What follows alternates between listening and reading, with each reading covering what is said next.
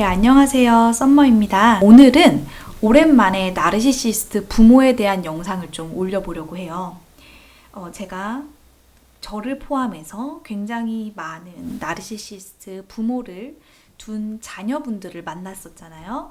그래서 그분들과 대화를 하면서 참 느꼈던 게 있어요. 그래서 오늘은 우리의 직업에 대한 이야기를 좀 나누고 싶어요. 많은 분들이 직업적으로 어려움을 겪고 계십니다. 이거는 부정할 수 없는 사실이에요.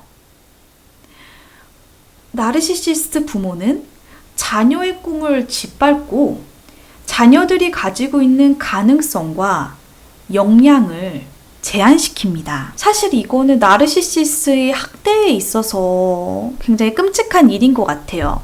왜냐면 트라우마나 아픔이나 상처, 자존감, 그래요. 그런 거는 우리가 시간이 지나면서 심리상담사를 만나서 상담도 받고 전문의를 만나서 도움도 받고 하면서 어떤 방법이 있지만 우리 애가 가지고 있는 직업적인 역량, 이게 사실은 제한되고 망가져 있다는 건 어느 순간이 되면 회복하기가 쉽지가 않은 것 같아요. 경제적으로 독립이 되지 않으면 나르시시스트 부모나 배우자로부터 또 벗어나지 못하는 그런 또 문제가 있습니다.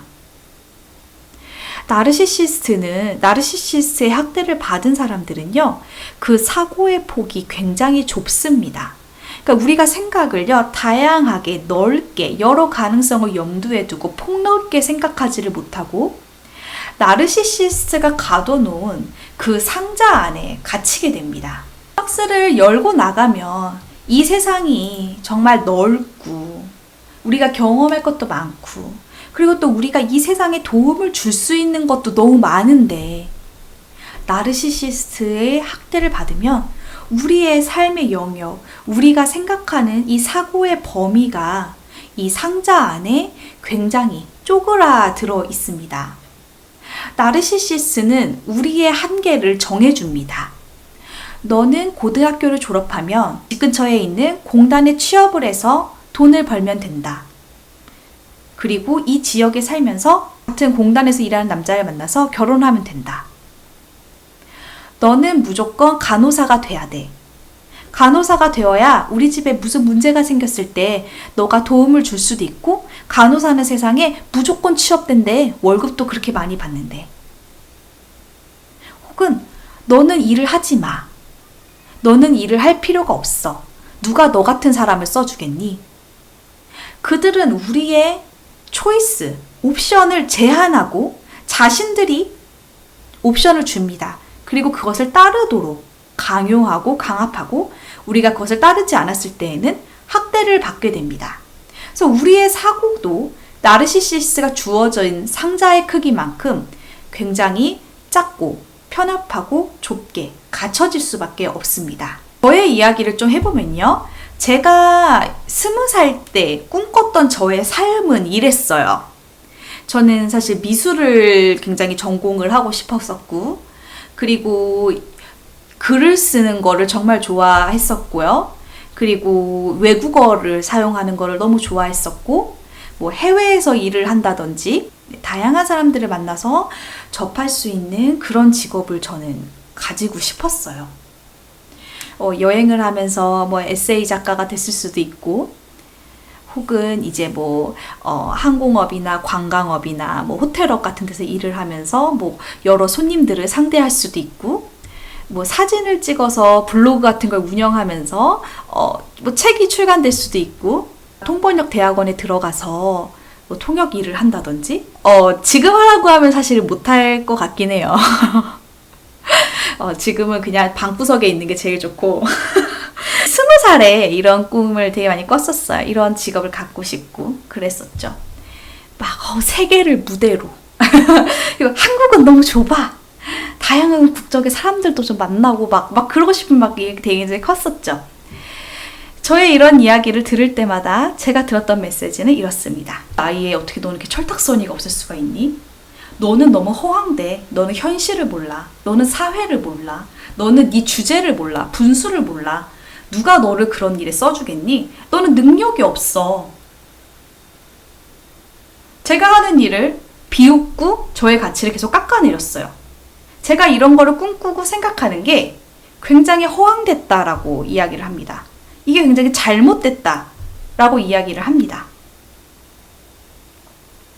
가스라이팅을 당하다 보니까 나는 내 꿈을 펼칠 자격이 없다 라는 생각이 들었어요. 나르시시스와 관계를 맺으면서 우리는 우리의 인생을 여러분의 친구나 배우자라면 몇 년 정도 인생을 낭비했을 수도 있고, 여러분들이 부모라면 좀 더 오랜 시간의 인생을 낭비했겠죠. 20년, 30년 이렇게요. 나르시시스 부모는 그 시간 내내 우리한테 어떤 메시지를 주냐면 죄책감을 씌우고, 그리고 우리의 가치를 깎아내리고, 그런 부정적인 메시지를 평생 동안 걸쳐서 심어놨습니다. 그리고 그들의 생각과 신념을 자꾸만 세뇌를 시킵니다. 그들은 자기의 생각과 신념이 되게 절대적이고 무조건 옳고 맞다라고 생각하지만, 판단은 그들의 주장만큼이나 그렇게까지 막 절대적으로 신뢰할 만하거나 막 무조건적으로 옳거나 뭐 그렇지는 전혀 않습니다. 하지만 끊임없이 세뇌를 시키죠. 그리고 가스라이팅도 많이 합니다. 그래서 우리는 내가 내 꿈을 막 펼칠 자격이 없는 것 같아요. 어떤 분들은 교육을 끝까지 마치지 못할 수도 있습니다.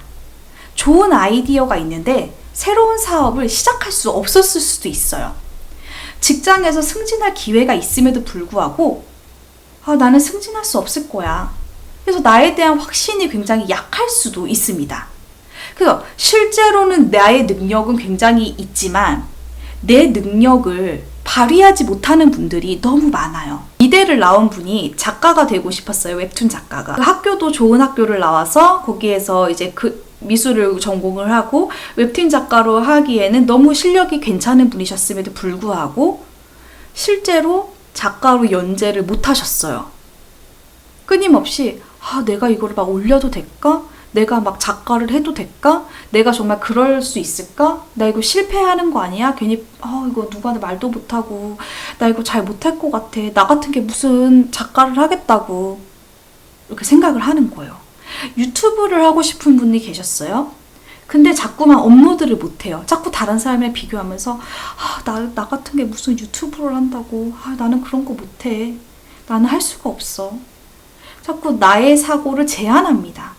내가 어떤 직업을 가질 자신이 없도록 만들어요. 직업이 왜 중요하냐면 경제적으로 자립을 할 수가 있습니다. 나르시시스는 이걸 너무 잘 알죠. 그러니까 자신의 피해자에게 돈이 있는 것을 허락할 수가 없습니다.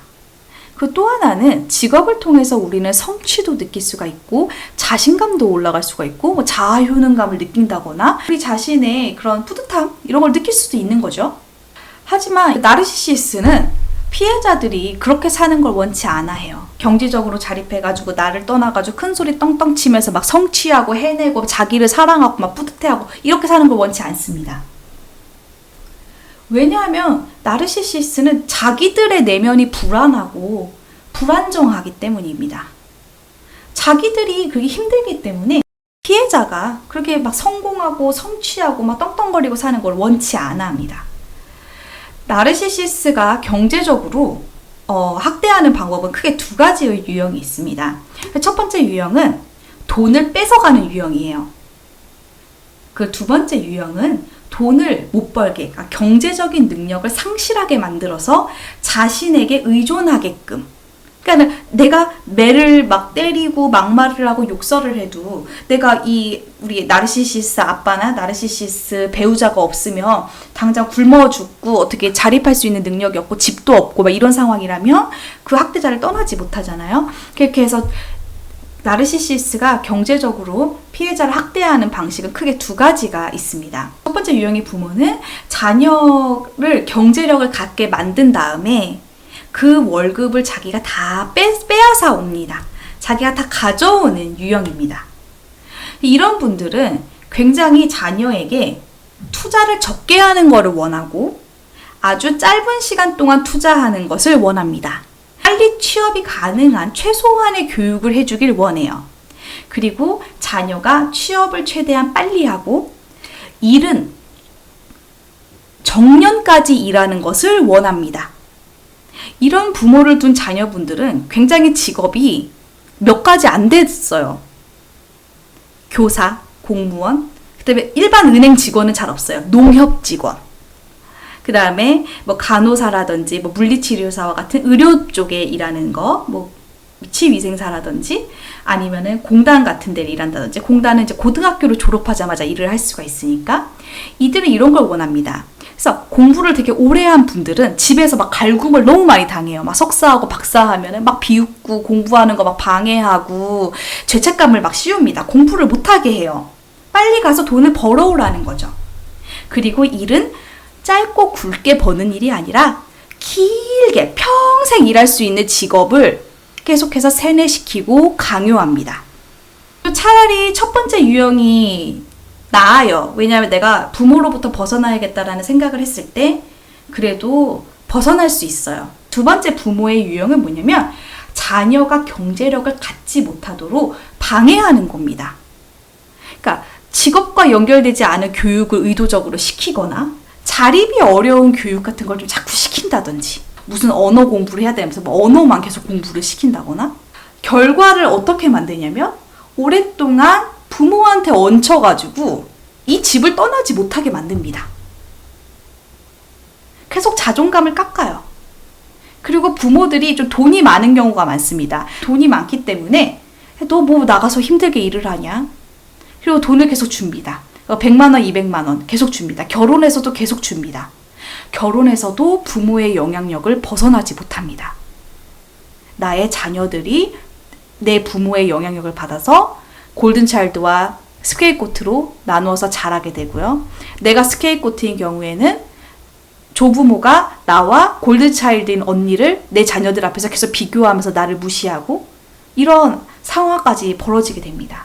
그래서 이런 분들은 결국에 직업은 주부, 적절한 시기에 결혼을 하거나 이런 것도 좀 많이 힘들게 될 가능성이 높죠.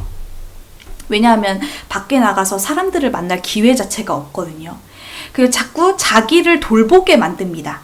자꾸 자기들이 뭐 어디 아프다, 무슨 병원을 가야 된다, 뭐 네가 어디 예약을 해라, 같이 병원에 가달라 이러면서 돌봄 노동을 하게 합니다. 그 집에 누가 갑자기 뭐 치매에 걸리셨다든지 쓰러졌다? 그 이 자녀가 투입됩니다. 그 이단은 가정 안에서 돌봄 노동을 제공하지만 본인이 내 직업을 가지고 내가 경제적으로 자립하는 거는 어렵게 되는 것이죠.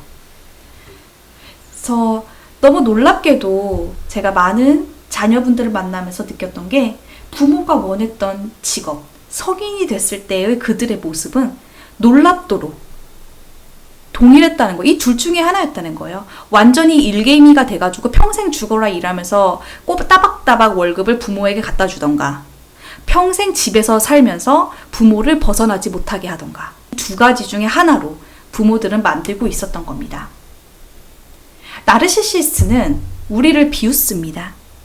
우리의 성과를 과소평가합니다. 그까짓 것도 못하냐? 그런 대학도 못 갔으면 나가 죽어야지.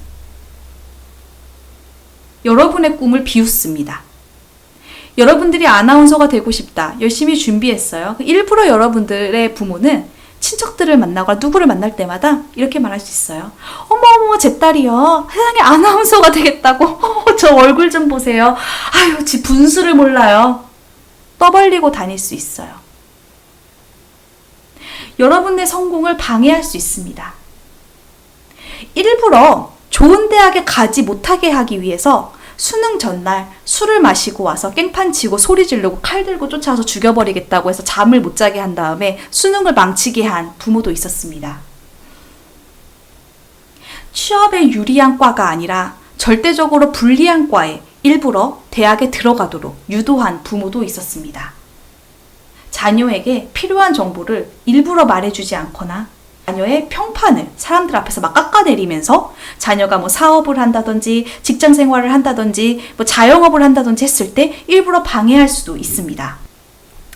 나르시시스트는 우리를 간절하게 필요로 합니다. 우리를 잃고 싶지 않아요.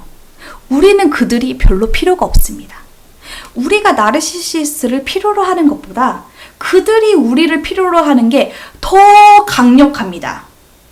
그래서 그들은 여러분들을 놓치지 않기 위해서 모든 수를 다 씁니다. 우리의 성공은 그들을 위협합니다. 왜냐하면 그들의 내면은 불안정하고 불안하고 자기 혐오 이런 걸로 똘똘똘똘 뭉쳐져 있거든요. 자존감도 낮고. 우리가 성공하면 그들은 더 위축될 수밖에 없기 때문에 그거를 싫어합니다. 여러분의 꿈은 무엇이었는지 한번 생각해 보세요. 우리의 꿈에 돈과 시간을 투자해 보세요. 물론 이제 이걸 하기 전에 여러분들은 나르시시스트 학대로 인한 트라우마라든지 아픔이라든지 이런 또 잘못되어 있는 생각, 부정적인 메시지 이런 걸 당연히 지우는 작업을 하셔야 되죠. 근데 그러니까 생존을 했다. 내가 여기서 벗어났다. 나르시시스트의 관계가 단절됐다 하신 분은요. 이제는 진정한 나를 찾는 단계로 가야 합니다. 그 시간까지 가야 해요. 이 사진은 제가 메디슨 카운티의 달이라는 소설과 영화의 배경인 그 미국의 윈터셋에서 찍은 사진입니다. 이 다리를 보러 갔어요. 제가 재작년에 캐나다 갔을 때의 사진입니다. 바로 연인의 오솔길이에요. 혹시 빨간머리에 읽어보신 분이 계실지 모르겠는데 그 앤과 다이아나 집 사이에 이제 이어지는 그 길을 연인의 오솔길이라고 불렀었거든요. 그래서 그 길을 걸어보기도 하고 만약에 제가 20살 때 나는 메디슨 카운티의 다리가 있는 미국의 뭐 윈터셋을 가볼 거야 라고 한다든지 나는 연인의 오솔길을 내가 직접 걸어보고 싶어 라고 얘기했다면 비웃음을 당했을 수도 있을 것 같아요. 근데 진짜 했어요. 저한테는 굉장히 좋은 기억들이었습니다. 그리고 지금 하고 있는 일도 글을 쓰거나 또 뭐 책을 쓰고 그 제 이야기가 듣고 싶은 분들에게 제 이야기를 들려드리고 그런 꿈이 이렇게 지금 이루어졌어요. 그래서 우리가 나르시시스트로부터 벗어나고 그들과의 관계를 끊고 트라우마 아픔을 치유하는 것도 굉장히 중요해요. 굉장히 오랜 시간이 걸리지만 그 다음에는 한번 망가져 있는 짓밟힌 우리가 하고 싶어서도 나의 꿈 하고 싶었던 거를 많이 찾아서 해보시면 좋을 것 같아요. 그래서 처음에는 저는 꼭 직업과 연결이 안 돼도 괜찮다고 생각을 하거든요.